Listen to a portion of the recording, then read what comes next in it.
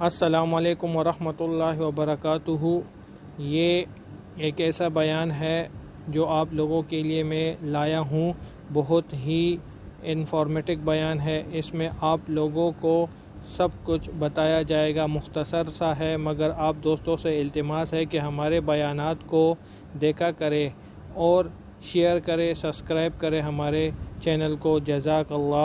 نبی پاک صلی اللہ تعالی علیہ وسلم نے جب پرانی امتوں کی عمریں دیکھی، نہ کسی کی 1000 سال ہوئی، کسی کی اس سے زیادہ ہوئی، تو اللہ کے محبوب علیہ السلام کے دل مبارک میں یہ خیال آیا کہ میری امت کی عمریں تو بڑی تھوڑی ہوں گی، تو کیسے اتنی لمبی نیکیاں کر سکیں گے؟ تو اللہ تعالیٰ نے پھر لیلۃ القدر عطا فرمائی۔ گویا اس ایک رات میں جو آدمی نیکی کرے، 1000 دن نہیں، یہ ایک رات 1000 دن سے نہیں، 1000 مہینے سے افضل ہے۔ 1000 یکدم آپ کی نیکیوں کی عمر 1000 ماہ تک چلی جاتی ہے۔ کتنی بڑی فضیلت! میرے رسول کریم صلی اللہ تعالی علیہ وآلہ وسلم خاص توجہ دلاتے، اس رات کے حوالے سے خاص توجہ دلاتے۔ اور یہ رات کب ہوتی ہے؟ صحیح حدیث میں موجود ہے، نبی پاک صلی اللہ تعالی علیہ وسلم نے فرمایا کہ اسے رمضان کے آخری عشرے میں تلاش کرو۔ گویا یہ جو 5 طاق راتیں ہیں نا، 21ویں، 23ویں، 25ویں، 27ویں، 29ویں، ان طاق راتوں میں اس رات کو تلاش کرو۔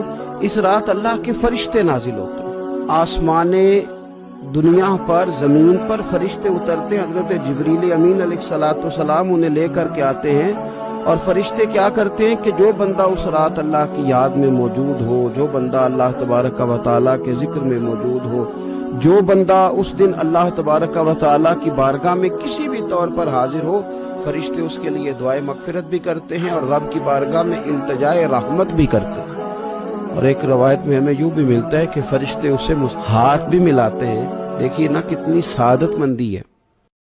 تو میرے بھائیوں، بزرگوں، جس طرح آپ لوگوں نے یہ کارگزاری سنی، تو اس سے آپ لوگ جو اخذ کرنا چاہتے ہیں اس پر عمل پیرا ہونا چاہیے، اور دین کا کام ہر حال میں کرنا چاہیے۔ جزاک اللہ، ماشاء اللہ۔